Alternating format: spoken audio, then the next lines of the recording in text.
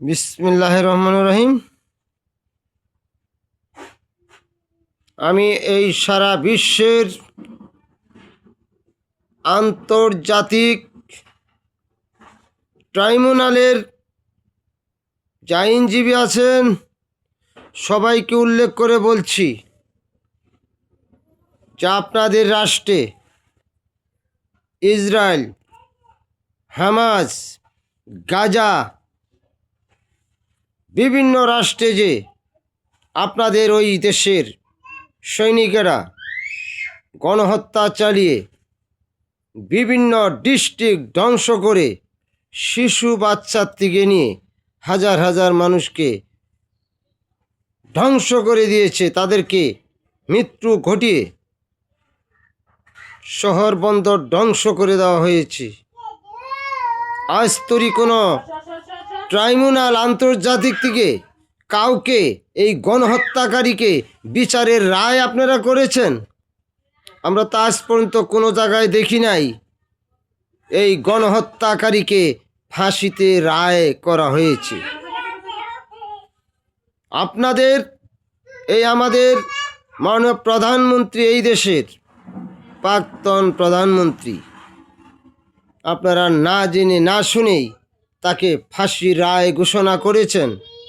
সেই জন্য বলছি, এই সারা বিশ্বের মধ্যে যত গণহত্যাকারী আছে, যারা অস্ত্র তৈরি করে এই পৃথিবীর বিভিন্ন শহর বন্দর ধ্বংস করে লক্ষ লক্ষ মানুষকে হত্যা করেছে, তাদের বিচারের রায় এই বিশ্বে থেকেই আন্তর্জাতিক ট্রাইব্যুনালের থেকে আমরা এই মিডিয়ায় দেখতে চাই যে কয়জনকে আপনি ফাঁসি দিয়েছেন। সেই জন আন্তর্জাতিক ট্রাইব্যুনালের যত আইনজীবী আছে সবাইকে উল্লেখ করে বলছি, যদি টাকার বিনিময়ে কোনো হত্যাকারীকে খালাস দেওয়া হয়, মুক্তি দেওয়া হয়, তাহলে আইনজীবী সবাইকে ফাঁসিতে ঝুলানো হবে। সেই জন্য বলছি, এই সারা বিশ্ব, সারা বাংলাদেশে যত গণহত্যাকারী আছে তাদেরকে ফাঁসির কার্যকর করে রায় ঘোষণা করতে হবে। আপনারা ইংলিশেই বলেন, উর্দুতেই বলেন, আমি বাংলাদেশের মানুষ, বাংলা বুঝি। আপনাদের ওই ইংলিশ বোঝার মতো আমাদের বাংলাদেশে প্রচুর ছাত্র রয়েছে, প্রচুর বুদ্ধিজীবী আছে। সেই জন্য আমি এই বাংলাদেশের আইনজীবীকে উল্লেখ করে বলছি, এই দেশে অরিজিনাল খুনি যারা, তারা ছাড় পেয়ে কৃষিকাজ করছে, কত বিভিন্নভাবে ঘুরে বেড়াচ্ছে, কত টাকার বিনিময়ে তাদেরকে ছাড় দেওয়া হয়েছে। যদি এই মাননীয় প্রধানমন্ত্রী শেখ হাসিনার নামে এই গণহত্যার রায় ঘোষণা করা হয়ে থাকে, তাহলে যে কয়টা খুনি এই বাংলার মাটিতে আছে, সারা বিশ্বের মধ্যে আছে, বঙ্গবন্ধুর হত্যাকারী যে কয়টা আছে, বা রাতে আধারে যারা খুন করছে, সব খুনিকে একদিনেই ফাঁসির রায় কার্যকর করা যদি না হয়, তাহলে আইনজীবী আপনাদের ফাঁসিতে নিশ্চিত হবে, কেউ ছাড় পাবেন না। আপনি ওই আইন প্রশাসন, পুলিশকে জানিয়ে দেন, চাপ সৃষ্টি করেন, দেখেন কয়টা খুনি আসামি ওরা গ্রেপ্তার করতে সক্ষম হবে। প্রচুর খুনি রয়েছে, পাপ করলে তার শাস্তি হবেই, সে আল্লাহর কাছ থেকে কেউ ছাড় পাবে না।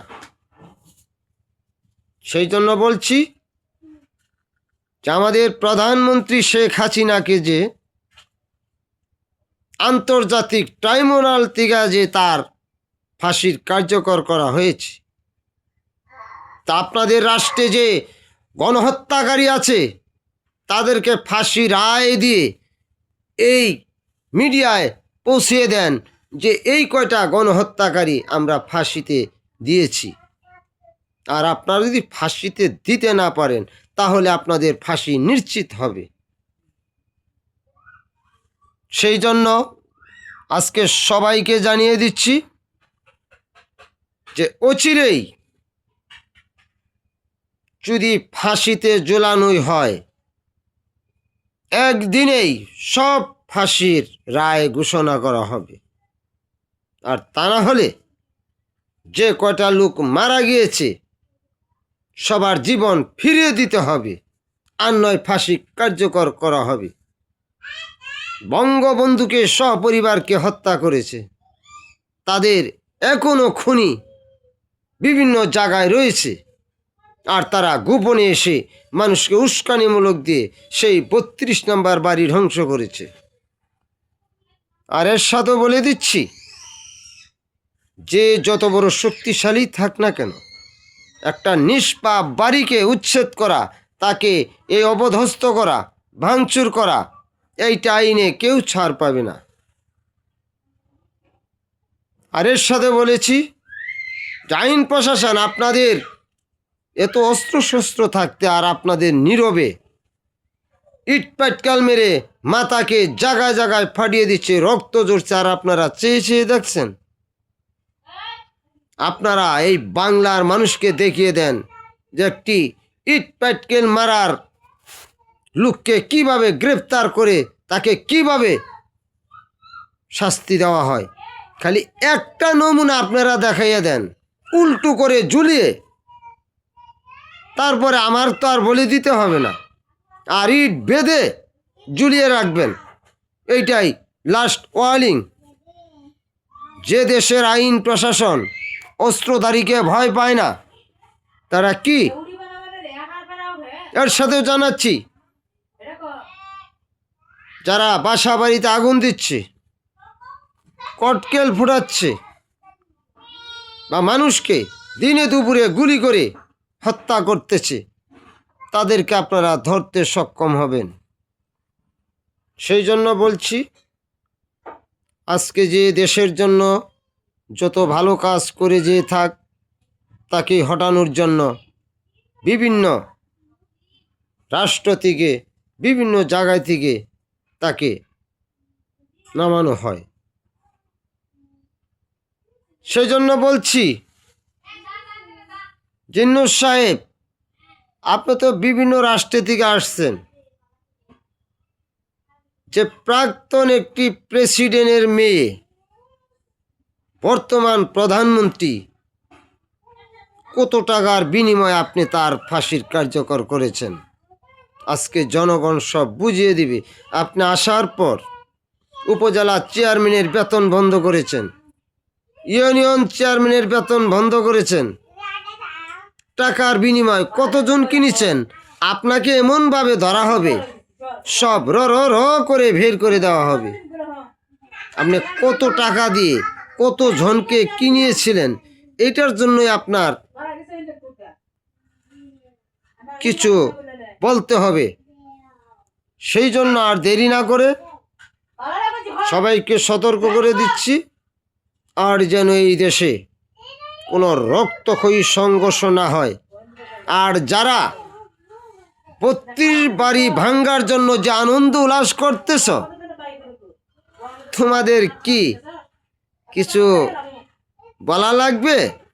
আর তোমরা যা খুশি করতে থাকো, এটা আইন দেখবে, আমরা ফুটেজ দেখব, তারপরে এই আইনের বিচার করব। আর আইন প্রশাসনকে বলছি, যদি যে কেউ ইট পাটকেল মারে, তাকে লক্ষ্য করে তাকে অ্যারেস্ট করে জনগণকে দেখিয়ে দিতে হবে যে আইন প্রশাসন কিচ্ছু মানে না, তাদের কি শাস্তি। এই বলে বিদায় নিচ্ছি। আল্লাহ হাফেজ। শফিকুল ইসলাম, পিতা জেল থেকে নির্বাচিত, আপনাদের অত্যন্ত পরিচিত সে আবুল কাশেম মিয়া এবং বিশিষ্ট বীর মুক্তিযোদ্ধা, ৩ নং ওয়ার্ড খাজনাগড়া, ১৩ নং লক্ষ্মীন্দর ইউনিয়ন, পোস্ট পেচারাটা, থানা উপজেলা ঘাটাল, জেলা টাঙ্গাইল। আজকে আপনাদের মিডিয়ায় অনেক কিছু দেখেছি, কিন্তু আমার যাওয়া নিষেধ। আমার মা সবসময় নিষেধ করে, কেন আমি গেলে কি হবে সেটা আমি নিজেও বলতে পারি না। এই বলে বিদায় নিচ্ছি। আল্লাহ হাফেজ। জয় বাংলা, জয় বঙ্গবন্ধু।